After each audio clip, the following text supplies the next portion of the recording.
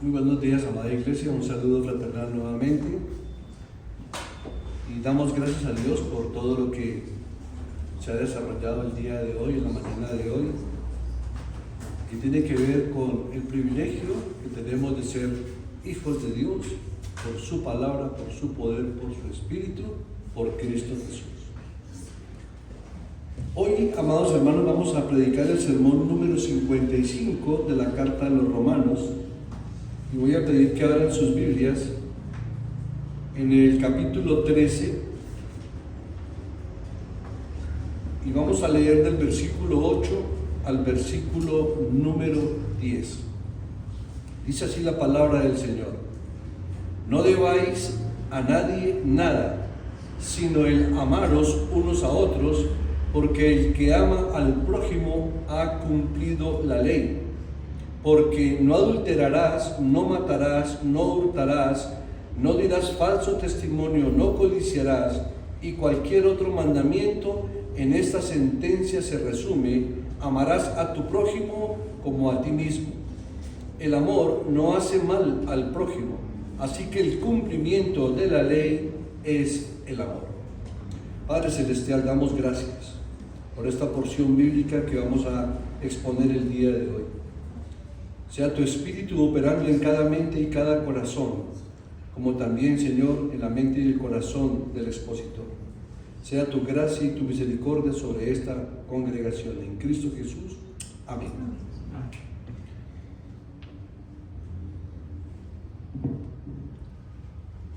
El título del sermón es La actividad del creyente para con todos. Y aquí vale la pena que repasemos algunos conceptos que ya hemos visto en semanas anteriores. Y tiene que ver con todo el desarrollo del capítulo 12, donde se nos instaba a cómo era la actitud del creyente frente a Dios, la actitud del creyente justificado frente a la congregación, a los hermanos en la fe, luego hacia los extraños, incluyendo a los enemigos. Y hace 8 días veíamos también cuál debe ser la actitud del creyente ante las autoridades establecidas por Dios. Y hoy vamos a ver en los versículos 8 al 10 la actitud del creyente justificado para con todos. Como les dije en un principio, desde el capítulo 12 hemos visto en varios sermones cómo obra un cristiano debido o como resultado de su regeneración espiritual por la gracia de Dios. Y veíamos algunos aspectos importantes, como que un cristiano debe vivir en culto de vida a Dios, buscando siempre lo bueno, lo agradable y lo aceptable al Señor. También veíamos cómo un cristiano debe vivir en comunión con sus hermanos, y esto para la gloria de Dios. Y cómo un cristiano debe amar a sus enemigos, en especial los enemigos del Evangelio. Y un cristiano debe someterse a toda autoridad. Y aunque el énfasis que hicimos hace 8 días hablaba más que todo de la autoridad de los gobiernos civiles, por supuesto el principio aplica también a toda autoridad establecida por Dios, es decir, la estatal, la eclesial y la familiar. Ahora Pablo nos exhorta para que veamos que por encima de todo esto está el amor como cumplimiento de la ley. Pero no de un amor humano o natural, sino de un amor que nace de la gracia de Dios. Ese amor que hablábamos, ágape, que significa un amor incondicional, que es el que nada debe ni nada debe. Y todo lo que hemos hablado antes se resume en esto que acabamos de leer, en esta porción de los versículos 8 al 10, que claramente dice así, lo repetimos: no debáis a nadie nada, sino el amaros unos a otros, porque el que ama al prójimo ha cumplido la ley. Porque no adulterarás, no matarás, no hurtarás, no dirás falso testimonio, no codiciarás. Y cualquier otro mandamiento en esa sentencia se resume: amarás a tu prójimo como a ti mismo. El amor no hace mal al prójimo, así que el cumplimiento de la ley es el amor. Aquí Pablo en realidad aplica aún más ese principio básico de lo que ha enseñado, de lo que representa la consagración cristiana. Y hay un vínculo conector entre el versículo 7 y el versículo 8 que se encuentra precisamente en la exhortación del versículo 7, recordémoslo. Pagad a todos lo que debéis, al que tributo, tributo, al que impuesto, impuesto, al que respeto, respeto, al que honra, honra. En otras traducciones dice, en vez de respeto, respeto, dice al que temor, temor. Porque en cierto modo el respeto lleva implícito un cierto temor reverencial hacia las personas, hacia las autoridades, pero especialmente hacia el Señor.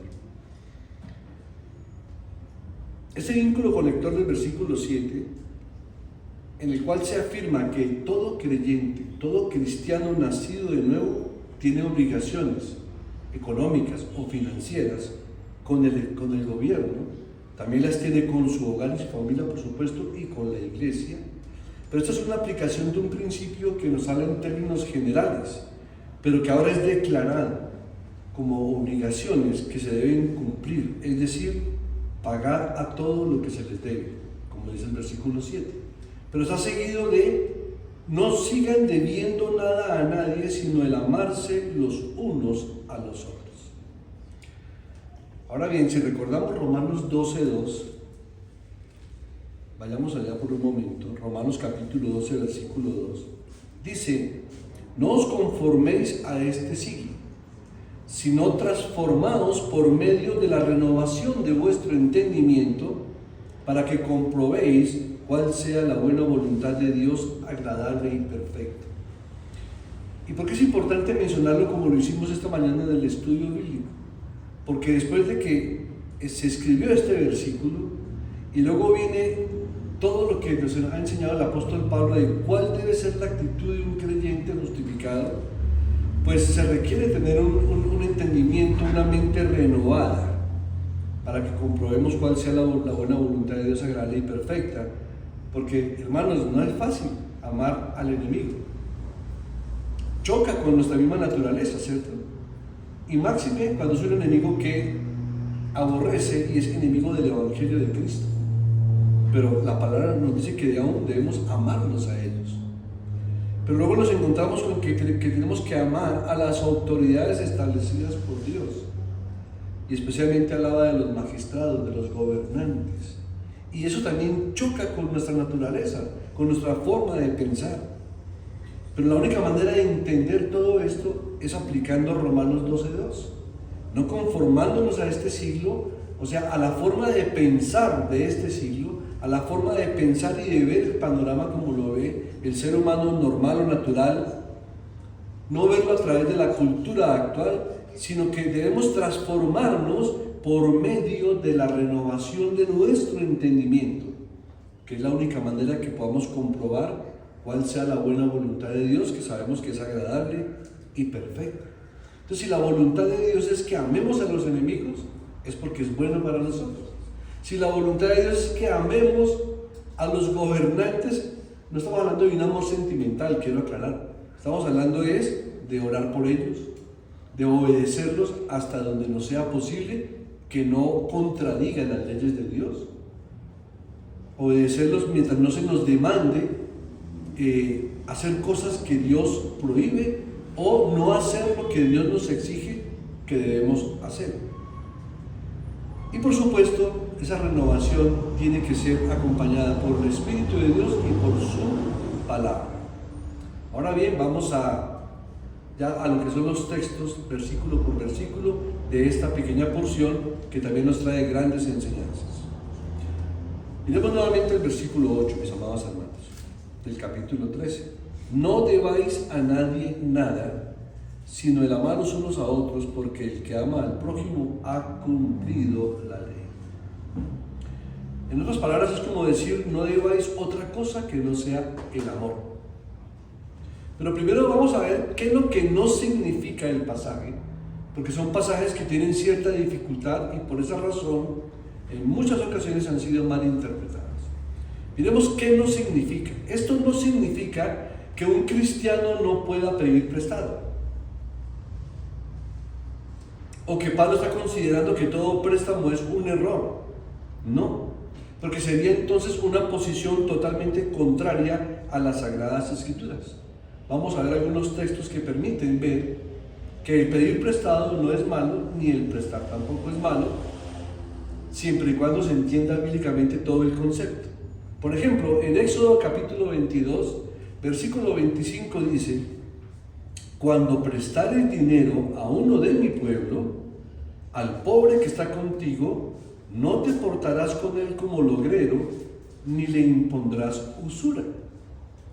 Entonces aquí vemos un texto bíblico que está hablando de que es lícito prestar dinero, que inclusive es lícito prestarle al pobre, pero que no nos portemos con el pobre como logreros o le impongamos usura. ¿Qué significa ser logrero? Pues persona que da dinero a logro, o esas personas que compran o guardan y retienen los frutos para luego venderlos a precios excesivamente altos, que es lo que conocemos nosotros en el lenguaje actual como especulación, ¿cierto? O especuladores. Entonces la Biblia dice que cuando prestemos dinero no seamos especuladores y no lo demos a usura. Otro texto, Salmo 37, 26, dice: en todo tiempo tiene misericordia y presta, y su descendencia es para bendición. Aquí vemos dos textos antiguos testamentarios que están validando que es lícito y es normal y no es un error el prestar dinero o el pedir prestado. Pero también el Nuevo Testamento tiene mucho que decirnos. El mismo Señor Jesucristo en Mateo capítulo 5, versículo 42, que recordemos que todo el Sermón del Monte lo abarca todo el capítulo 5 hasta todo el capítulo 7 y el primer versículo del capítulo 8, todo tiene que ver con el Sermón del Monte. Allí el Señor está diciendo: al que te pida, dale, y al que quiera tomar de ti prestado, no se lo rehuses. Ahora, no quiere decir de que todo el mundo me pida prestado caprichosamente y no. Está hablando de gente que tiene la capacidad y el poder de hacerlo, ¿cierto? De poder prestar. En Lucas 6:35 dice la palabra de Dios: amad pues a vuestros enemigos. Por eso necesitamos ser renovados en la mente, ¿sí? Y hacer bien y prestar, no esperando de ello nada. Para eso hay que tener una mente cristiana, la mente de Cristo, y comprender cuál sea la buena voluntad de Dios, agradable y perfecta. Y será vuestro galardón grande y seréis hijos del Altísimo, porque Él es benigno para con los ingratos y malos. El Señor es benigno para con los ingratos y para con los malos. ¿En qué asunto la Biblia nos enseña que hace salir el sol sobre buenos y malos y permite que llueva sobre justos e injustos? Entonces aquí hay un punto, que no debáis otra cosa que no sea el amor.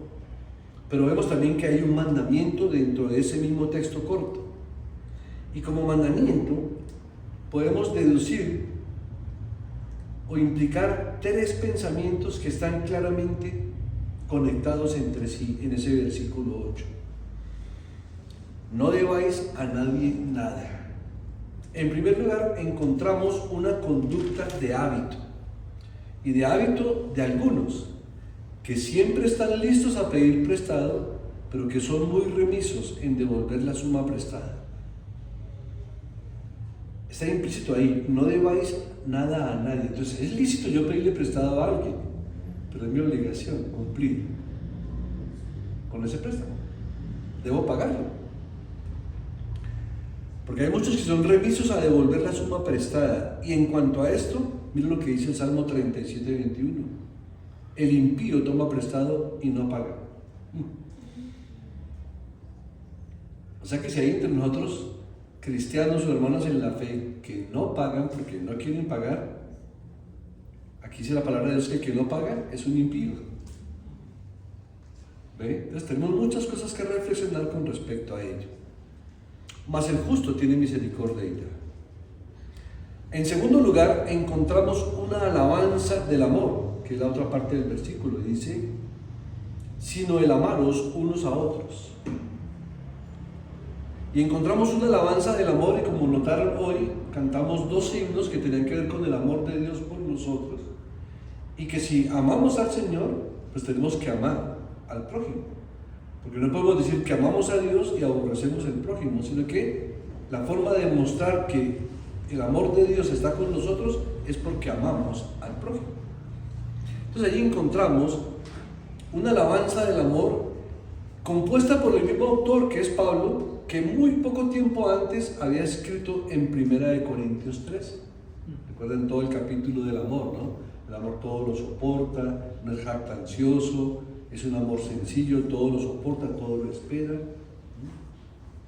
Y él dice, entre todas estas cosas, que entre todas las deudas que una persona puede haber contraído, hay una que nunca puede ser pagada totalmente. Y esta es la deuda del amor. Cuando usted pide prestado un dinero y lo paga, ya cumplió con su promesa, ¿cierto? Cumplió con su obligación. Pero aquí lo que nos enseña la palabra de Dios es que esa deuda de amor nunca podrá ser pagada siempre por nosotros, nunca la podremos completar porque siempre tenemos que seguir amando a todo tipo de personas. Ya hicimos una descripción clara de a qué personas, al prójimo. Además, en este presente caso, Pablo no está pensando en primer lugar en la deuda que tenemos para con Dios. Recordemos que nadie podría pagar una deuda con Dios, porque Él pagó por nosotros, ¿cierto? Pero luego sí tenemos la deuda de Él, que tenemos que amarlo, porque dice que si lo amamos, estamos guardando sus mandamientos. Pero aquí el texto específicamente no está hablando del amor a Dios, sino del amor al prójimo. Como tal cual lo indica el texto, en su contexto, es la deuda que tenemos con nuestro prójimo. Entonces podemos deducir que se trata entonces, en tercer lugar, de un amor de unos por otros, amados los unos a los otros, con un amor fraternal, con un amor ágape, con un amor incondicional. Y esto no significa únicamente por todos los hermanos creyentes de la iglesia local o todos los hermanos creyentes de la Iglesia Universal de Cristo, que por supuesto están incluidos de una manera especial en el texto, como lo explica Romanos 12,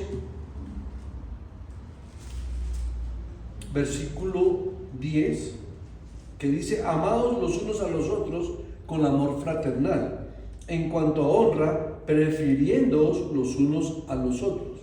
Verso 13, compartiendo para las necesidades de los santos, practicando la hospitalidad.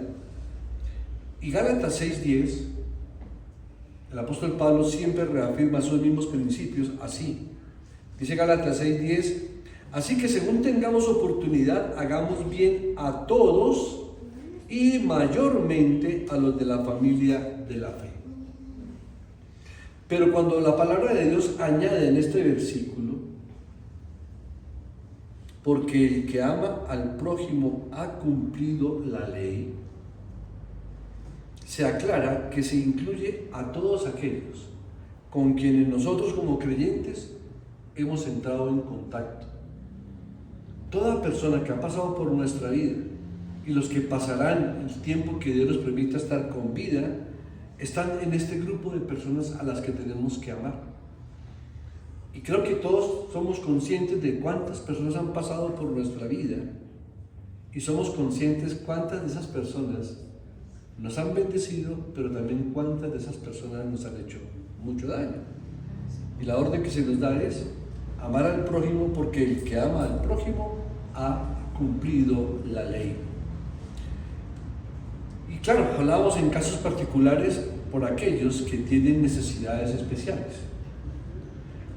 Ahora, de hecho, hermanos, en cierto sentido nadie puede quedar excluido de este amor que todo lo abarca. Es decir, es responsabilidad de todo creyente cumplir este mandato de no deberle nada a nadie respecto al amor, porque ya explicamos que lo material se puede pagar, algunos no pagan, entonces ya entran en otro tipo de situación, pero aquí está hablando es que la única deuda que no podemos pagar es la deuda del amor, porque se nos ordena amar a todo nuestro prójimo.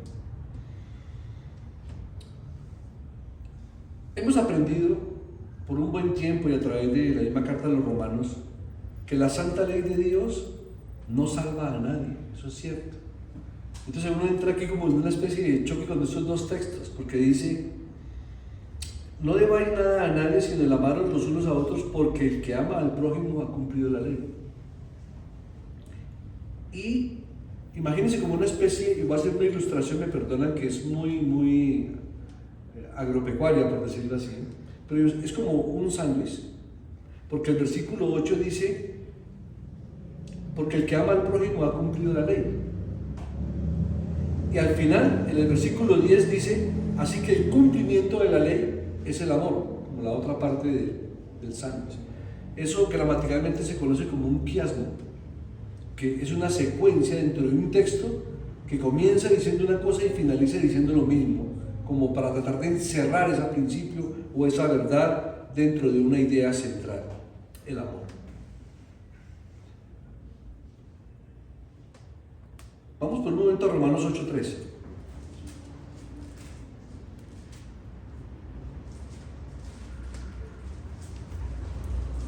Porque lo que era imposible para la ley, por cuanto era débil por la carne, Dios enviando a su Hijo en semejanza de carne de pecado, y a causa del pecado condenó al pecado en la carne. O sea que claramente dice, porque lo que era imposible para la ley, lo que ratifica que el propósito de la ley no era la salvación, sino era llevarnos a una conciencia tal de pecado que ellos mismos nos llevara a clamar a Cristo. Pero no obstante, una vez que una persona ha sido justificada por la fe, por gratitud y animada y capacitada por el Espíritu Santo y con la mente renovada, por supuesto que desea hacer lo que Dios quiere que haga. Ese es el anhelo de nuestro corazón, ¿cierto? ¿Cuántas veces usted y yo decimos, ¿por qué no hice esto sabiendo que esto es lo que tenía que hacer? O sea, tenemos claridad y entendemos qué es lo que Dios quiere que usted y yo hagamos. Y eso forma parte de la ley de Dios. Y esto se encuentra en la ley de Dios, en los 10 mandamientos, tal cual se resume en un texto antiguo testamentario que está en Levítico capítulo 19, versículo 18. Miren esto: no te vengarás, ni guardarás rencor a los hijos de tu pueblo. O sea, aquí está hablando también de la iglesia, ¿sí? Sino amarás a tu prójimo como a ti mismo, yo Jehová. O sea que el amor al prójimo estaba determinado desde el Antiguo Testamento. Sin embargo, los judíos crecieron creyendo en que tenían que aborrecer a los gentiles y amar a los judíos y aborrecer al resto de gente. Y aquí el principio y la orden era muy clara: amarás a tu prójimo como a ti mismo, yo Jehová.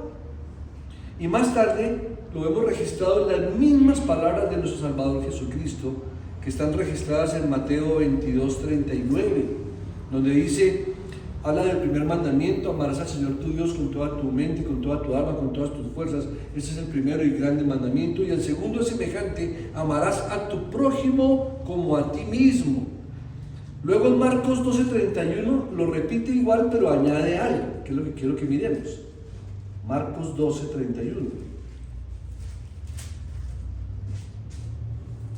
Y el segundo es semejante: amarás a tu prójimo como a ti mismo. ¿Qué le añadió? No hay otro mandamiento mayor que estos dos, ¿no? Amarás al Señor y amarás a tu prójimo. Pero también quiero que lo veamos en Lucas, que también lo amplía un poco más, en Lucas capítulo 10.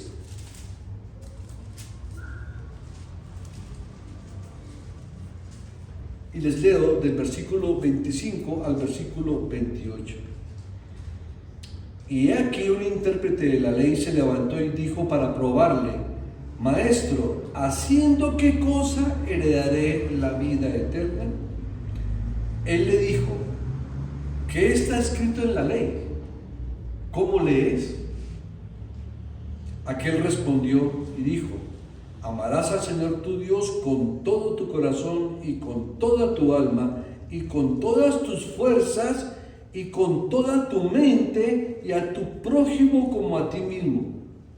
Este hombre lo que hizo fue pronunciar Deuteronomio 6:5 y pronunciar Levítico 19:18. O sea que era conocedor del Antiguo Testamento respecto a lo que era amar a Dios con todo su corazón y con toda su alma y con todas sus fuerzas y con toda su mente, y a su prójimo como a él mismo.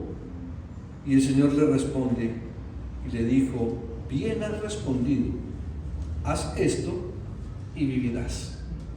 Entonces, ¿dónde está la vida espiritual? en amar a Dios y en amar al prójimo. Por eso dice aquí el texto en Romanos capítulo 13, verso 8, sino el amaros unos a otros, porque el que ama al prójimo ha cumplido la ley. Porque si ama al prójimo es porque el amor de Dios está en él. Y ama a Dios porque Dios le amó primero.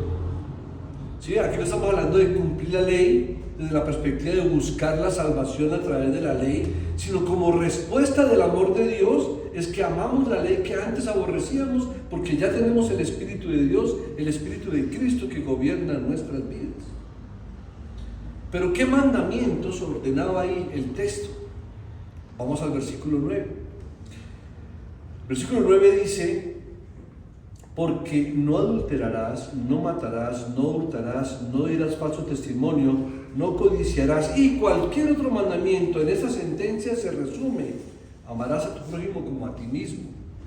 Aquí vemos que en el versículo 9 el apóstol Pablo está mencionando varios mandamientos de la segunda tabla de la ley, lo que tiene que ver con el prójimo. Pero sin embargo no los menciona todos, porque la idea no era explicar cada uno de esos mandamientos, sino que él menciona de manera general, inclusive los menciona hasta en un poquito en desorden, ¿no? A como está escrito en Éxodo. Aquí el apóstol Pablo los menciona en una secuencia de que nombra primero el 7, luego el 6, luego el 8 y luego el 10. Y no mencionó de manera específica ni el quinto ni el noveno, pero luego dice: y cualquier otro mandamiento. O sea, ahí en esa expresión está abarcando todos los demás como una expresión totalizadora, y cualquier otro mandamiento que haya. Y esto demuestra que la intención del apóstol no era entrar en el contenido de cada una de estas prohibiciones, sino que más bien él deseaba enfatizar la gran verdad, a saber que todos estos mandamientos que tienen que ver con la actitud del creyente para sus congéneres son todos resumidos en un solo rubro: amarás a tu prójimo como a ti mismo. Ahora, esto demuestra que cada mandamiento negativo, ¿por qué decimos negativo? Porque dice: no adulterarás, no matarás, no hurtarás, no dirás falso testimonio, no codiciarás. Está expresando lo que no tenemos que hacer, ¿cierto? De manera negativa. Pero en el fondo estos mandatos son positivos. ¿Por qué? Porque el significado sería por lo tanto así: amarás, y por ello no cometerás adulterio, sino que preservarás el carácter sagrado del vínculo del matrimonio. Amarás, y por ello no asesinarás, sino ayudarás a tu prójimo a mantenerse vivo y bien. Amarás, y por ello no robarás, no hurtarás nada que pertenezca a tu prójimo, sino que más bien protegerás sus posesiones. Amarás, y como resultado no codiciarás lo que le pertenece a tu prójimo, sino que te alegrarás y te gozarás de que le pertenezca a él. ¿Se requiere una renovación de nuestro entendimiento? Mucho, hermanos. ¿De verdad nos alegramos con la prosperidad de nuestros hermanos? ¿De verdad nos alegramos y nos gozamos de que puedan poseer estas cosas? Pues así debe de ser, porque es lo que la Biblia ordena, que nos gocemos. ¿De verdad les ayudamos a cuidar sus bienes? ¿De verdad cuando trabajamos en una empresa cuidamos los recursos de esa empresa? Porque uno conoce mucha gente, lo tengo que decir abiertamente, cuando trabajé en grandes corporaciones, que se llevaban para su casa objetos que eran de la empresa. Es que esos son ricos. Un lápiz, un borrador, una calculadora, una sumadora, aún cosas, preguntas a lápiz. No, eso no le pertenece a usted, eso es de la empresa, eso hay que dejarlo ahí. Hay que cuidar que esas cosas permanezcan en la empresa. Hay que ser honesto integralmente con ese tipo de empresas o de empresarios o de situaciones. Y me gusta mucho cuando dice que si amamos, no asesinaremos, no mataremos, ¿cierto? Pero también significa que es mi deber hacer que mi prójimo se mantenga vivo y que se mantenga bien. O sea, ¿cómo puedo yo evitar que el prójimo se haga daño o que corra riesgos innecesarios o que cometa errores que le puedan llevar a perder su vida? Es nuestro deber tratar de evitar todas esas cosas. Miren, ese es el verdadero amor. Pero ahí hay un punto bien interesante. Dice, como a ti mismo. Y la expresión, amarás a tu prójimo como a ti mismo, merecería unas palabras mayores de explicación al respecto. ¿Por qué, mis hermanos? Porque lo que el apóstol Pablo nos quiere decir aquí, y lo dijo el Señor Jesucristo antes de Pablo, es que esto debe incluir al menos un pensamiento, que es el siguiente. Es cierto que una persona se amará a sí misma, y también es cierto que lo hará a pesar del hecho de que el yo a quien ama tiene muchas faltas. Qué interesante, ¿cierto? Saber que yo me amo a mí mismo a pesar de todos mis defectos y de todas mis faltas. Pero no puedo amar al hermano que tiene defectos y faltas, las mismas que tengo yo y a lo mejor menos de las que yo tengo, pero a él sí lo aborrezco porque, uy, ¿cómo va a hacer esas cosas? Pues son las cosas que yo mismo hago. Entonces eso de amarse como a uno mismo tiene ese significado, que yo me amo a mí mismo a pesar de que reconozco toda la maldad, todas las faltas que hay en mí. Y entonces, ¿por qué no puedo amar al hermano que comete esas mismas faltas o que tiene esa misma naturaleza que tengo yo? Por lo tanto, esto significa que ciertamente debo amar a mi prójimo como me amo a mí mismo, así ese prójimo no me guste, pero lo debo amar y lo debo hacer a pesar de las faltas de ese prójimo. ¿Cuántas cosas tenemos que renovar en nuestra mente y en nuestro corazón con respecto a este tema? Verso 10. Prácticamente el cumplimiento de la ley que nos menciona el 8, pero lo cierra con el 10. El amor no hace mal al prójimo, así que el cumplimiento de la ley es el amor. En las palabras, el amor no daña al prójimo. Tenemos un ejemplo de un tipo de expresión gramatical que se conoce como litotes. ¿Qué significa la palabra litotes o ese accidente gramatical? Dice que es en la que el hablante o el escritor hace comprender su intención. Esto quiere decir que una expresión negativa de este tipo puede implicar una afirmación positiva muy fuerte. Miremos un ejemplo natural. Cuando usted dice, ese no es ningún tonto, ¿qué está diciendo positivamente?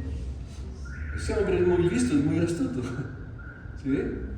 Una forma de decirlo negativamente y la otra forma es positivamente. Aquí pasa lo mismo. Es similar al decir que el amor no hace mal al prójimo o no hace daño al prójimo. Significaría decir que el amor beneficia grandemente al prójimo. Eso es lo que se conoce como litotes. Bien. Ahora, es posible que expresar esta verdad en forma negativa también se pudo deber al hecho de que el apóstol quería que coincidiera con las prohibiciones de la ley, porque venía usando ese lenguaje gramatical negativo, ¿cierto? No debáis nada a nadie, no adulterarás, no matarás, no hurtarás, no dirás falso testimonio, no codiciarás y cualquier otro mandamiento, ¿cierto? Dice, el amor no hace mal al prójimo. ¿Y qué es no hacer mal al prójimo? Pues todo lo que acabamos de leer.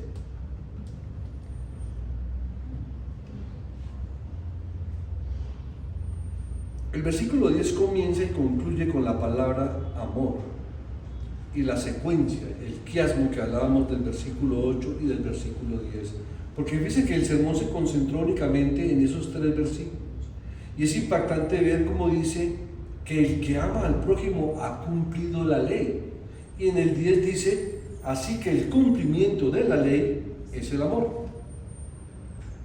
¿Sí? Está diciendo lo mismo al comenzar una porción y al cerrar esa porción.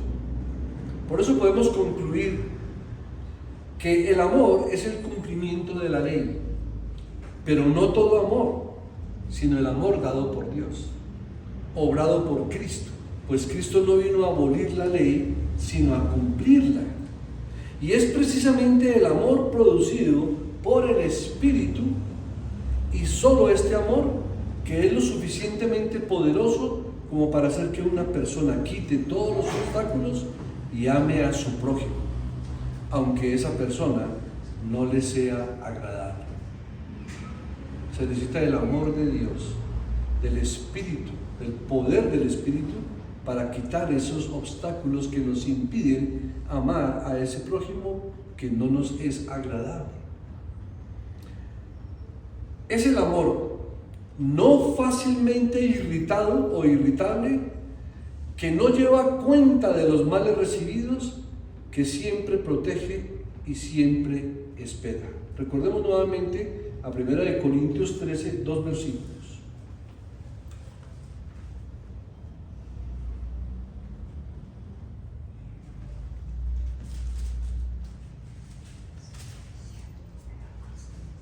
El versículo 5 y el 7 dice que el amor no hace nada indebido, no busca lo suyo, no se irrita, no guarda rencor. Y el 7, todo lo sufre, todo lo cree, todo lo espera, todo lo soporta. Y ese amor tiene su origen, por supuesto, en Dios, porque Dios es amor. Dice 1 Juan 4:8, Dios es amor. Queridos hermanos, tratar de pagar una deuda continua puede parecer una tarea frustrante, y lo es. Cuando, por ejemplo, nosotros invertimos en un apartamento, en una casa, se da un crédito a 15 o 20 años, es agotador, ¿cierto? Todos los meses durante 15 o 20 años, y es aflictivo cuando no se pueden cumplir con esos compromisos, y lo invade a uno el temor, la angustia, la frustración, la desesperación. Pero con todo, en el caso que nos ocupa, esto no es realmente el punto, sino que aquí lo que el apóstol quiere resaltar es que hay deudas que no podemos pagar, pero en un buen sentido, y es la deuda del amar continuamente a nuestro prójimo. Nos debemos a ellos. El apóstol Pablo, al comienzo de la carta a los romanos, ¿recuerdan? Decía que él se debía a griegos y a no griegos. Que él se debía, o sea, que él tenía que amarlos a todos ellos, llevándoles la palabra, el evangelio de salvación, porque en el evangelio hay poder de Dios para salvación, primeramente al judío y al gentil, dice así la palabra del Señor. Entonces, en el caso que nos ocupa, esto no es realmente así, puesto que en el proceso de saldar esta deuda, uno recibe cuanto menos las siguientes bendiciones. O sea, cuando estamos pagando las deudas de amor, o sea, cuando estamos amando, miren lo que pasa en nuestras vidas. Primero, la satisfacción de saber que estamos sirviendo al prójimo. ¿Cuánto hace que experimentamos o cuánto hace que no experimentamos la satisfacción de estar sirviendo al prójimo?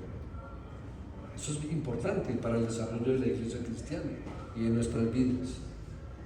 Segundo, la certeza de que somos salvos. Mira lo que dice 1 Juan capítulo 3, versículos 18 y 19. Hijitos míos, no amemos de palabra ni de lengua, sino de hecho y en verdad. Y en esto conocemos que somos de la verdad. ¿Y quién es la verdad? Cristo. Es lo mismo que decir, y en esto conocemos que somos de Cristo, porque Cristo es el camino, la verdad y la vida. Y aseguraremos nuestros corazones delante de Él. Qué tremendo, ¿no? ¿Cómo conocemos que estamos en la verdad, que somos de la verdad? ¿Y cómo sabemos que estamos asegurados o nuestros corazones están asegurados delante de Él? Si no amamos de palabra ni de lengua, sino de hecho y en verdad. Esa es como una característica que tiene que fluir de manera natural en todo aquel que tiene el Espíritu de Dios. Amar, inclusive a la persona que más nos puede irritar, es una orden de Dios. Y la orden es que no me debo dejar irritar, aunque la persona sea irritante, aunque la persona sea intensa, aunque no nos sea agradable lo que hace. La manera como yo respondo a eso va a determinar también cuál es el estado espiritual de mi corazón. Va a determinar si estoy en la verdad, si estoy en Cristo y si mi corazón está asegurado delante de Él. Y cuando uno mira los testimonios de los hombres de fe, y no hablo solamente de los bíblicos, hablemos también de los extrabíblicos, de todos aquellos que dieron su vida. Y yo recuerdo que Carlos Spurgeon en uno de sus sermones contaba la historia de un siervo de Dios que iba a ser decapitado. Y ¿cómo se le llama al que aplica el verdugo? El verdugo, gracias hermano. El verdugo miraba a este siervo de Dios porque el verdugo sabía que era un buen hombre. Y el siervo de Dios mira al verdugo y le dice: tu corazón está acelerado, ¿cierto? No estás tranquilo, ¿cierto? Y el verdugo le reconocía que no. Y este hombre le dice: toca mi corazón. Entonces puso la mano del verdugo del corazón del siervo de Dios y latiendo tranquilamente. Pam, pam, pam. Dice: ahora coloca tu mano en tu corazón. Es la paz de Dios la que está sobre mí. Yo te amo en el nombre del Señor. Cumple con tu obligación, cumple con la ejecución. No tengo nada contra ti. Y nosotros muchas veces nos dejamos acabar, no porque nos van a decapitar, sino porque nos insultan o nos ofenden o nos engañan o inventan cosas o murmuran. Y aún cuando dicen la verdad sobre nosotros y nos choca que digan la verdad sobre nosotros, la verdad que no nos gusta que sepan de nosotros. Pero la observación de ese texto es muy clave. Hijitos míos, no amemos de palabra ni de lengua, sino de hecho y en verdad. ¿Y qué es amar al prójimo? Cumplir con la ley de Dios. ¿Y qué es cumplir la ley de Dios? Amar al prójimo. Y amar al Señor con toda nuestra mente, nuestras fuerzas, nuestro corazón, nuestras convicciones. Y finalizo con lo siguiente, mis hermanos. La convicción, el tercer punto o la tercera bendición en términos generales, de que estamos haciendo lo que Dios quiere que hagamos. Hoy hablábamos en la mañana y también en la dirección del culto, en las oraciones, siempre pidiéndole al Señor que colocara en nosotros tanto el querer como el hacer por su buena voluntad. Pues aquí pasa lo mismo. Cuando amamos a nuestro prójimo, estamos haciendo lo que Dios quiere que hagamos. Es decir, que por gratitud nosotros, con la ayuda de su Santo Espíritu, estamos cumpliendo su ley, y sea para el Señor toda la gloria, sea soli Deo gloria. Amén, hermanos. Oremos.